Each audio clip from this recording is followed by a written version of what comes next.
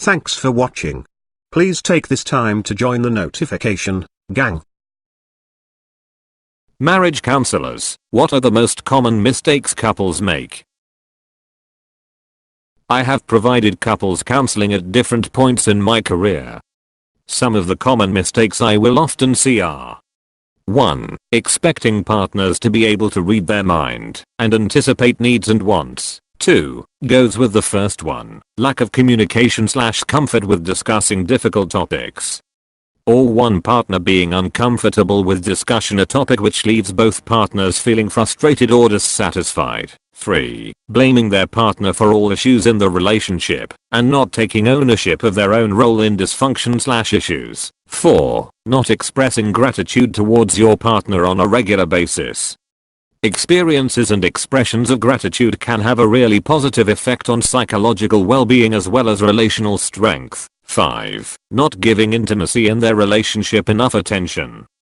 This includes but is not limited to sex. Many relationships start with the hot and heavy phase, where intimacy can come naturally. As this phase diminishes, many couples do not spend the time and energy to consider how to maintain a healthy level of intimacy, now that it doesn't just come naturally. Wife has degree in marriage and family counseling. One of the bigger factors in a successful marriage are couples responding to rescue attempts during argument/conflict. Rescue attempts are often little jokes or olive branches to help overcome issues and arguments. Therapist here, have served couples. Number one problem I see is overactive threat response creating anger and rigidity. People don't stop to turn down their defense mode and lose sight of love because all their energy is going towards being right or controlling the outcome. Of course that control comes from a place of fear, but fear and vulnerability feels too dangerous, so it typically gets expressed as anger, frustration, or rigidity. Surrender to not having control, accept what's in front of you, and cultivate compassion. Please.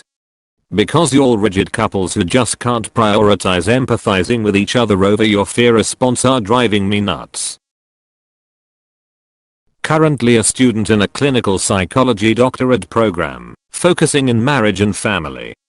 If you aren't already familiar with it, I would recommend taking a look at John Gottman's work on romantic relationships. He is one of the best known researchers on this topic. Perhaps his most famous work is The Four Horsemen. In a 30-minute interview, Gottman was able to accurately predict which couples would divorce based on their interactions with each other. 1. Criticism. 2. Contempt. 3. Defensiveness. 4. Stonewalling. Research from the Gottman Institute has expanded on this to provide a pretty comprehensive list of factors that lead to couple conflict and divorce. Gottman also addresses solutions to these issues, which primarily exist within his form of couples therapy. Take this all with a grain of salt. This is one perspective on relationships, but it tends to be a pretty robust and well-researched one, and it happens to be the one I'm the most familiar with. My personal understanding on the issue is that problems arise from a lack of humility and the challenge of getting out of deeply ingrained patterns/cycles of conflict, which generally requires both partners to accept fault and extend grace. Not a marriage counselor but going to a marriage counselor believing that it's like a judge and he will tell them who's right and who's wrong. As soon as couple stops being on the same team, fighting all the bullshit of life together, things fall apart. Get on the same team. Get behind each other's goals. If you're not on the same team, you're just going to wind up annoying the fuck out of each other. All that bullshit of life is going to be beating you down, and your life partner is just going to be part of it instead of a refuge. Sexual incompatibility. Misunderstanding sex as a bonding activity. When one or the other believes sex is something one does to another, as if it was just a utility. Not a therapist, but I read an article once that I found very useful. I can't remember the exact terms, but basically, how you react when your partner reaches out with small probes for connection. It's not necessarily big hobbies or interests, but little things throughout every day that are sort of unconscious reaches for positive feedback from your partner. For example, I see a pretty bird outside, and I say OMG. Come look at this cool bird. Or hey, check out this song I heard that I really like. If my partner passively or blatantly rejects that, it feels bad, even if I don't always fully recognize that in the moment. Over time, those macro rejections, as I call them, start to build up, and it's why people start to feel like someone doesn't really care about them. On the flip side, even just a little bit of positive attention and sharing in a moment makes you feel so good, again even if you don't realize it. Getting up and looking at the bird is saying, this is important to you in this moment, so it's important to me. It's basically like those other small shared experiences that build up a joint life, and if you start to neglect your partner in those small ways, you can grow distant. I try really hard now to never ignore or reject my partner's small reaches.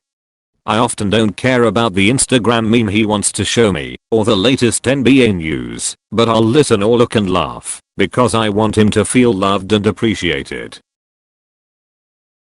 As a therapist, I have advised a number of couples to explore an open relationship where the couple remains emotionally committed, but free to explore extramarital encounters. It never does work. I mean, these people somehow delude themselves into thinking it might. In my experience, the most common problem married couples experience is going to see a marriage counselor instead of a licensed psychologist. The latter has significantly more experience and training to help couples. A marriage counselor has very limited training and can very easily do more harm than good. Source: met with several marriage counselors, were terrible. Had a psychologist specializing in couples, and he saved our marriage. 1. Keeping score. A partnership is a team, not a competition.